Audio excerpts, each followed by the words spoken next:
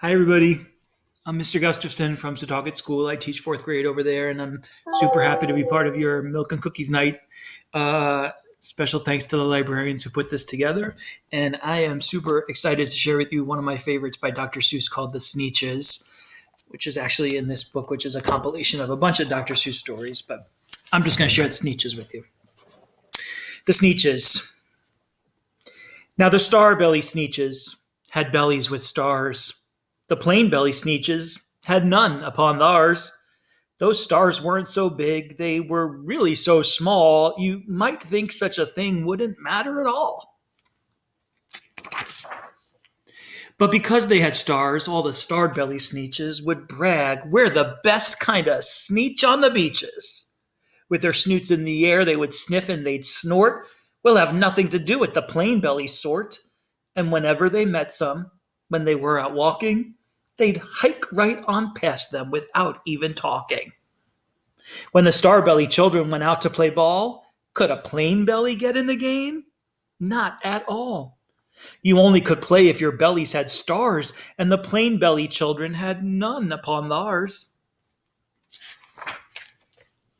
When the star belly Sneetches had Frankfurter roasts, or picnics, or parties, or marshmallow roasts, they never invited the plain belly Sneetches. They left them out cold in the dark of the beaches. They kept them away, never let them come near, and that's how they treated them year after year. Then one day, it seems, while the plain belly Sneetches were moping and doping alone on the beaches, just sitting there wishing their bellies had stars, a stranger zipped up in the strangest of cars. My friends, he announced in a voice clear and keen, my name is Sylvester McMonkey McBean, and I've heard of your troubles. I've heard you're unhappy, but I can fix that. I'm the fix-it-up chappie. I've come here to help you. I have what you need, and my prices are low, and I work at great speed, and my work is 100% guaranteed. Then quickly Sylvester McMonkey McBean put together a very peculiar machine, and he said, you want stars like a star-bellied Sneetch? My friends, you can have them for $3 each. Just pay me your money and hop right aboard. So they clambered inside, then the big machine roared, and it clonked, and it bonked, and it jerked, and it burked, and it bopped them about, but the thing really worked. When the plain belly Sneetches popped out, they had stars. They actually did. They had stars upon theirs. Then they yelled at the ones who had stars at the start. We're exactly like you. You can't tell us apart. We're all just the same now, you snooty old smarties, and now we can go to your Frankfurter parties. Good grief, crowed the ones who had stars at the first. We're still the best Sneetches, and they are the worst. But now how in the world will we know, they all frowned, if which kind is what, or the other way round? Then up came McBean with a very sly wink, and he said, things are not quite as bad as you think.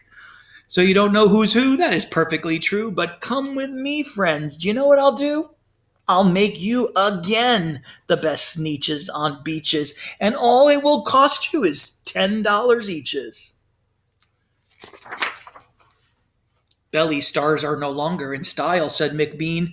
What you need is a trip through my star-off machine.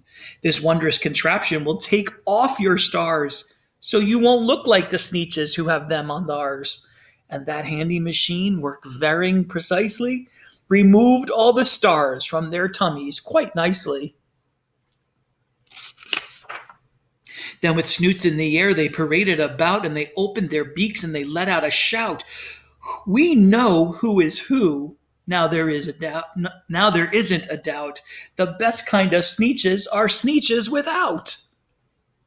Then, of course, those with stars all got frightfully mad. To be wearing a star now was frightfully bad. Then, of course, old Sylvester McMonkey McBean invited them into his star-off machine. Then, of course, from then on, as you probably guess, things really got into a horrible mess. All the rest of that day on those wild, screaming beaches, the fix-it-up chappie kept fixing up Sneetches. Off again, on again, in again, out again. Through the machines they raced round and about again, changing their stars every minute or two. They kept paying money, they kept running through until neither the plane nor the star bellies knew whether this one was that one, or that one was this one, or which one was what one, or what one was who. Then, when every last cent of their money was spent, the fix-it-up chappie packed up, and he went. And he laughed as he drove in his car up the beach. They never will learn. Nope, you can't teach a Sneetch. But McBean was quite wrong, I'm quite happy to say, that the Sneetches got really quite smart on that day. The day they decided that Sneetches are Sneetches and no kind of Sneetch is the best on the beaches. That day, all the Sneetches forgot about stars and whether they had one or not upon theirs.